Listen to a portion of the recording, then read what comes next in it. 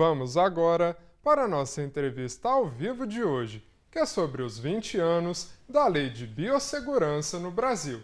E para isso, recebemos no estúdio a professora do Instituto de Ciências Biomédicas da UFO, Karine Naves. Karine, seja muito bem-vinda aqui no Informativo. Obrigada, Matheus. A gente que agradece. Para a gente iniciar a nossa entrevista, eu queria que você contasse do que se trata essa lei. Para quem não conhece, qual que é o objetivo dela? Então, a Lei de Biossegurança, ela está fazendo 20 anos, né? Na realidade, ela é a segunda Lei de Biossegurança que nós tivemos. A primeira Lei de Biossegurança foi promulgada no ano de 1995, né? Então, 10 anos depois, em 2005, veio, né, essa lei, que é a Lei 11.105, né? A atual Lei de Biossegurança. E ela tem como objetivo regulamentar o uso e as atividades com organismos geneticamente modificados no Brasil. Esse é o objetivo da lei. Então, quando a gente fala em lei de biossegurança, nós estamos falando de organismos geneticamente modificados e não de outras atividades, né? Como, por exemplo, atividades com patógenos em laboratórios, em ambientes de assistência à saúde, não são regulamentados por essa lei. Então, ela se restringe ao campo dos OGMs. E qual que é o impacto dela no campo da pesquisa científica, né? Qual que é o impacto direto dela? Ela trouxe um impacto muito positivo para a pesquisa. Por quê? Regulamentando o uso desses organismos geneticamente modificados, ela trouxe segurança para a pesquisa científica na manipulação de material genético, né? Nas técnicas de recombinação de DNA. Então, isso trouxe segurança para o pesquisador, para a comunidade, né? Então, e para o meio ambiente, claro, né? Então, todos saem ganhando, tendo ali um instrumento de regulamentação. E quando a gente fala da questão da fiscalização, como que funciona? Bom, quem regulamenta é a Comissão Técnica Nacional de Biossegurança, lá em Brasília, que está imediatamente abaixo da Comissão Nacional de Biossegurança, né? Quem fiscaliza são os ministérios ali de interesse. Então, por exemplo, o Ministério da Agricultura, Pecuária e Abastecimento é um fiscalizador, como o Ministério da Pesca, né? Ministério do Meio Ambiente, né? Entre outros. Então, ali, esses ministérios têm um papel de fiscalização. Além dos ministérios que estão vinculados diretamente à CTN-Bio, nós temos na universidade, por exemplo, e em outras áreas com atividades por organismos geneticamente modificados, as comissões internas de biossegurança. Então, nas instituições, essas comissões assumem o papel pela fiscalização. É até difícil a gente falar assim que o papel é de fiscalizar, né? Na verdade, é um braço que liga o pesquisador, o comercializador, quem transporta, né? Quem faz atividade com o OGM, com a CTN-Bio. Então, faz esse vínculo, né? Então, e também faz essa fiscalização, né? Que é essa comissão interna de biossegurança. Karine, quando a gente fala de comissões, não são todas, né, que são ali impactadas pela lei, não é mesmo? Eu queria que você explicasse um pouquinho dessa diferença, exemplificando a que a gente tem aqui na UFO também, né? Isso. Na UFO nós temos uma comissão interna de biossegurança, né?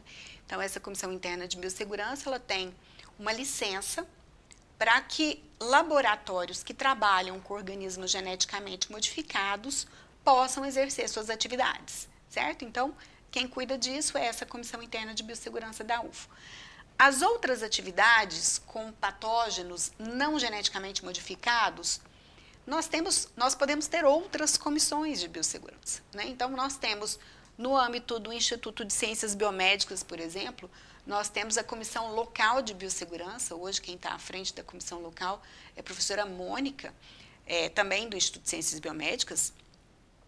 E nós, né, nessa Comissão Local, cuidamos dessa parte dos laboratórios, né, voltadas para a biossegurança, para a prevenção de transmissão de infecções, de liberação não intencional, né, de micro-organismos no meio ambiente, em contato aí com o público externo, né, com a comunidade. Então, nós cuidamos dessa parte voltada para os patógenos, que é justamente a parte que não é regulamentada no Brasil, né? Então, é um trabalho, assim, eu vou dizer, vou usar o termo empírico, né, porque não está amparado numa lei, né, que é o que nós não temos. Você mencionou a questão do público.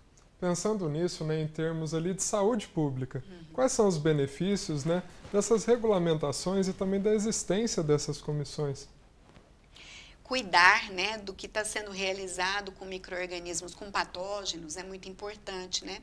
A gente não sabe ali, nós temos que saber quem está manipulando um agente patogênico, né? E qual é a intenção que essa pessoa tem para esse agente. A intenção é pesquisa? Que tipo de pesquisa que vai ser realizada, né? Então, essas comissões, elas têm esse papel, né? Muitas vezes, esse papel não é visto diretamente na saúde pública, mas tem toda a relação, né? Então, ao cuidar, né, para que o manejo desses patógenos, tanto ali os organismos geneticamente modificados, quanto no âmbito lá das comissões locais, né, quando nós temos o impacto de prevenir a liberação acidental ou não acidental, né, a ação de ver como está sendo a estrutura desse organismo geneticamente modificado, qual que é a finalidade que ele tem, né, isso tem impacto direto na saúde pública.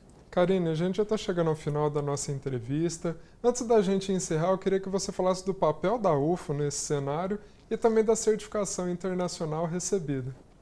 É com muito orgulho que eu falo assim, que a Universidade Federal de Uberlândia, ela sempre apoia as iniciativas das suas comissões, né? Não podia ser diferente, mas esse apoio ele é real, ele é concreto, e a gente percebe isso porque a UFO tem criado mecanismos para a atuação dessas comissões, né? Ela tem apoiado a atuação dessas comissões de várias formas, né? Então, eu penso que a UFO está no caminho certo, né? É uma instituição muito consciente com relação à biossegurança, tem mostrado isso por meio de suas ações, né? E com relação à certificação profissional, né? Foi uma certificação profissional obtida recentemente, com o apoio da Sociedade Brasileira de Biossegurança e Bioproteção, que eu não poderia deixar de citar e nem de agradecer, né, de público, porque a certificação ela aconteceu com esse apoio mesmo, né? Ela tem um ganho também para a universidade, um ganho também para a sociedade, né? Que embora seja uma conquista profissional, pessoal, né? O fato de estar envolvida nas ações de biossegurança dentro da universidade, né, traz aqui para dentro esses conceitos, né, que a gente vai aprendendo, né, e os networks que a gente vai fazendo por meio dessas certificações, né, mas eu vejo isso como fundamental, né, que novos profissionais, né, possam ser apoiados pela universidade nesses caminhos, né, de se certificarem, de se capacitarem, né, porque isso traz muito benefício, né, para a universidade, para todos os campi da universidade, né, para a comunidade, né, de Uberlândia e dos campi que estão vinculados à universidade também, né, e para o meio ambiente, né, que é onde a gente tem ali uma atuação direta, né. Com certeza. Excelente, Karine. Muito obrigado pela sua participação aqui no Informativo. Eu que agradeço. Acho que é importante a gente ter esse espaço aberto de comunicação, né, para contar um pouco desses temas que nem sempre são tão abordados.